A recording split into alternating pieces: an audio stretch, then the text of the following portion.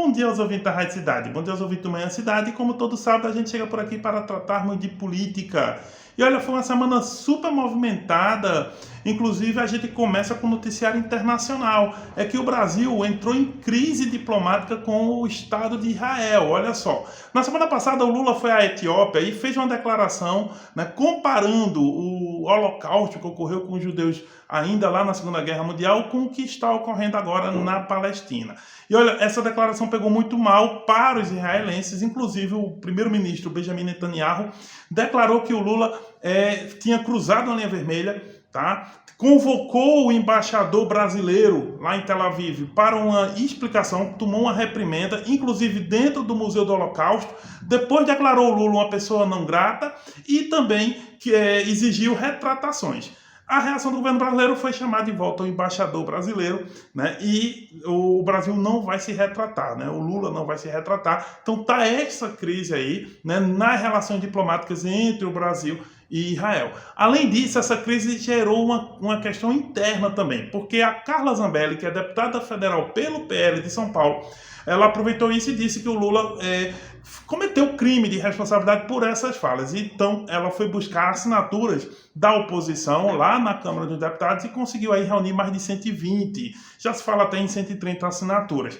Pois é, ela vai apresentar esse pedido de impeachment ao Arthur Lira. A questão é que, embora Arthur Lira apoiou o Bolsonaro nas eleições lá em Alagoas, dificilmente o Arthur Lira vai fazer tramitar esse pedido de impeachment. Então deve ficar ali por isso mesmo. Porém, o barulho da oposição tem sido bem forte, diante desse aspecto. Outra questão interessante ao longo dessa semana é o seguinte, é que amanhã teremos, a partir da convocação do ex-presidente Bolsonaro lá para a Avenida Paulista, a manifestação em apoio ao ex-presidente. É uma manifestação de força mesmo, onde o Bolsonaro vai tentar mostrar força política e força eleitoral também, força de massa, de aglutinação de massa. Ele vai tentar reunir, e como ele disse, quer fazer a foto mais bonita que puder, em relação ao volume de pessoas que o acompanharão lá na Paulista. Mas também, outros políticos bolsonaristas estão convocados também.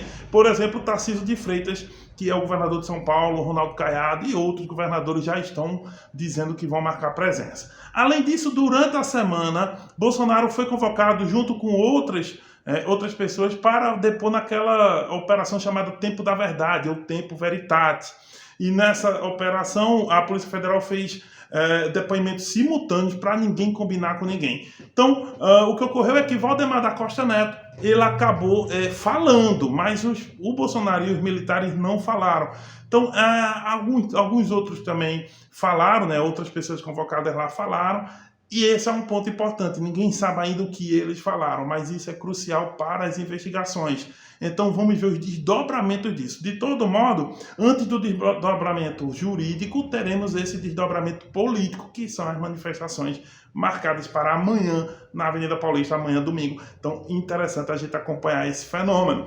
Também, agora, falando ainda de Brasília, um outro movimento também ocorreu. Foi na quinta-feira, foi a posse do ministro Flávio Dino lá no STF. Pois é, ele está entrando no lugar da Rosa Weber, que se aposentou, era presidente do tribunal, e vai ocupar a 11ª cadeira, ou seja, o STF vai voltar a ficar completo. Olha, ele herda, inclusive, da Rosa Weber 345 processos, 235 ações, 105 recursos. Entre eles, o daquela CPI do Senado, a CPI da Covid no Senado, que inclusive fala lá do Jair Bolsonaro. Então é possível que o Flávio Dino tenha um julgamento que acaba alcançando o ex-presidente Jair Bolsonaro. Então é muita expectativa de como vai ser essa atuação do Flávio Dino. A posse foi bem concorrida, 800 presentes. Teve lá, claro, os presidentes dos poderes, teve o próprio presidente Lula, enfim, mas vamos ver agora como se dá a atuação dele. Quem ficou no lugar dele no Ministério da Justiça foi um ex-ministro do STF, o Ricardo Lewandowski. Então, essa questão também vai impactando o cenário. Por fim, para chegar aqui na província, a gente fala de Raquel Lira. Ela fez um anúncio do bilhete único lá na região metropolitana do Recife, e isso era uma promessa há tempos, inclusive do próprio PSB e da campanha da Raquel.